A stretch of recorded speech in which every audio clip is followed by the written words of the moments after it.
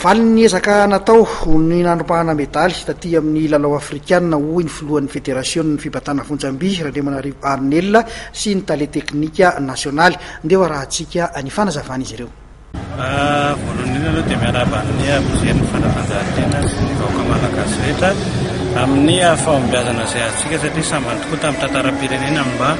nahazo an'izany médaille d'or maromaro izany tsika taty amin'ny Jeux africains, izany hoe ny médaille volamena zany ary anisan'ny hoe voalohany angamba nahazoantsika médaille volamena tamin'ny lalao afrikanina rehetra izay nisy midika izay fa misy ny ezaka sy ny asa ataon'ny atleta tsirairay avy ary ny fédération sy ny ministère rehetra any amin'ny filoham-pirenena izay anisan'ny nanao velorano fahatena-polo tamin'ny atleta teo anivo ka dia isaorana daholo manomboka tany amin'ny atleta ny ray aman-dreny ka hatramin'ny filoham-pirenena ratsy. Andriamatoa filoha ny eritreretana koa hoe tokony ho medaly volamena i Tody sy Erika, mety taiza hoe iza no sakana tsy nahatongavana an'izay? Teo amin'ny sakana angamba tsy dia misy ny sakana fa hoe eo amin'ny heritsika farany afahana amin'ny resaka moral zany angambany no hoe tamin'ny Erika aloha zany dia ohatrany hoe faly loatra izy navita an-décoller 157 dia ohatrany tsy dia taitra loatra izy nanao GT kanjo latsaka le GT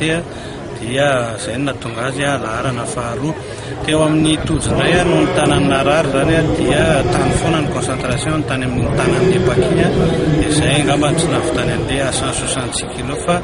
raha ny heritsika ny atleta malagasy dia tena hoe efa top ety an'Afrika zany ary tsisy afa-tsy ny tunisianina sy ny egyptianina ary nigérianina reo zany no mifaninana amintsika ty Afrika fa ny ankoatr'izay efa resin'ny Madagasikara. Inona indray ny tohanetsika ny tohanetsika angamba dia ny mbola qualification andanan'izy efitra menadama ny championnat du monde izay atao any Thaïlande Pattaya amin'ity volana septambra ity ary ny lalana anankiray ho an'ny Rosina sy Ricardo dia ny qualification ny championnat d'Afrique junior izay ataon'ny Ouganda ihany koa amin'ity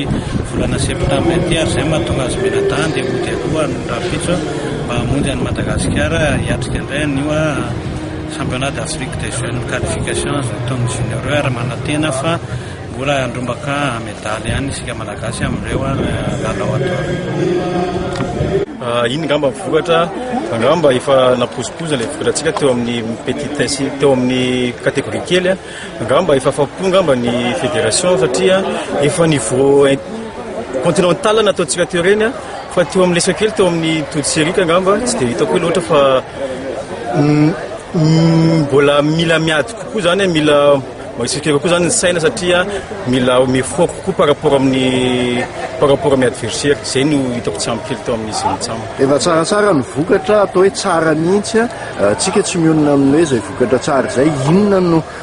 paikady entina mampiakatra hatrany ny avy teknikan'ny haltérophilie malagasy atao? Ny haltérophilie zany ngamba tsy mijanona hatrany atsika mampiakatra ny io hatrany dikan'izany dia mila mikotrana hatrany ny ankizy dia mila mampirisina tsara ary mila motivation tsara ny ankizy izay ihany no angatany ankizy dia ho avy hatrany izy iskany amin'ny champion du monde tsika iskany amin'ny Jeux olympiques.